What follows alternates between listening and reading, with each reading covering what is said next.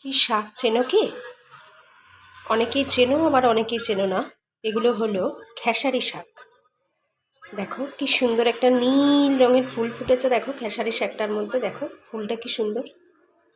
তো এই খেসারি শাক আমি কি করে করি সেটা তোমাদের দেখাবো।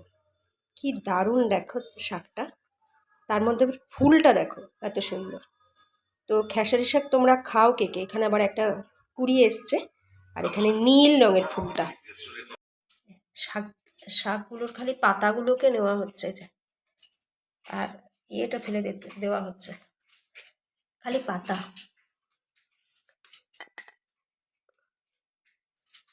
এই যে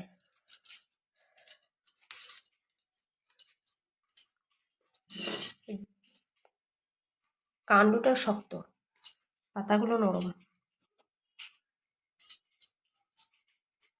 কাণ্ডটা একদম ছেঁড়াই যাচ্ছে না, এত শক্ত। এই যে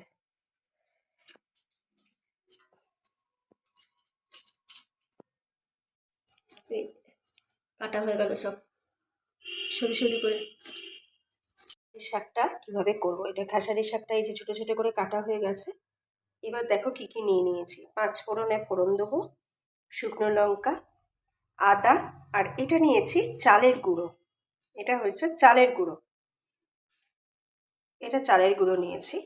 এবার চালের গুঁড়ো আর আদাটা এখন আমি কি করছো দেখো, সেটা তোমাদের দেখাই। অল্প একটু তেল দিয়ে দিলাম, খুব বেশি তেলে আমি রান্না করি না, তো একদমই অল্প তেল। এই তেলের মধ্যে এখন শুকনো লঙ্কা আর 5 ফোড়নটা ফোড়ন দেব।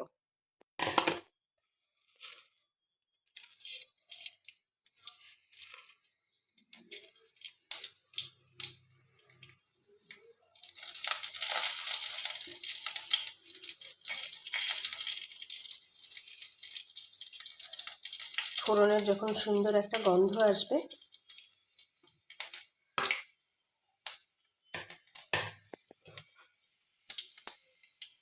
একটু লঙ্কাটা ভাজা ভাজা হবে,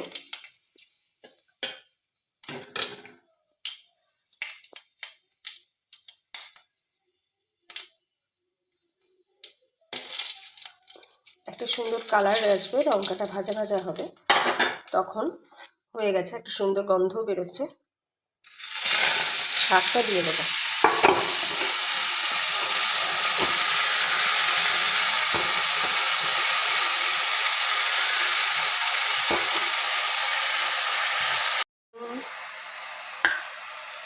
একটু হলুদ আর একটু লঙ্কার গুঁড়ো দিয়ে দিলাম, নাড়িয়ে নেব।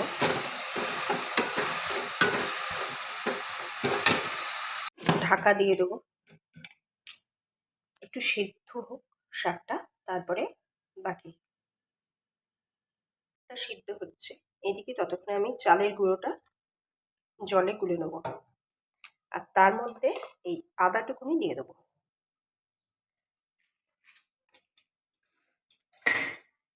দিয়ে ভালো করে গুলে নেব চালের গুঁড়ো আর আদা।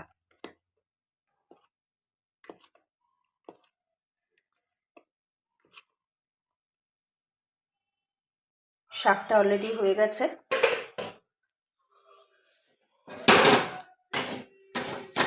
একদম একদমই হয়ে গেছে ভাজা ভাজা। আর নামানোর পর্যায়ে দেখো শাক একদম শুকিয়ে গেছে। ঠিক নামাবো তার আগে ওই চালের গুঁড়ো আর আদাটা দিয়ে দিলাম। এটা বেশ মাখা মাখাও হবে, আবার বেশ মুখে একটু লাগেও, মানে এত সুন্দর খেতে লাগে খেসারি শাক। এই রান্নাটা কিন্তু আমার শেখা আমার শাশুড়ি মায়ের কাছ থেকে।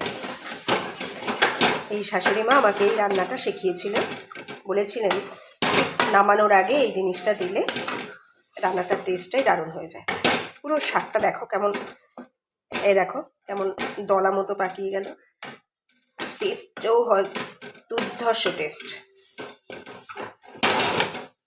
হয়ে গেছে আমার রান্না, কিন্তু আমার রেডিও হয়ে গেল।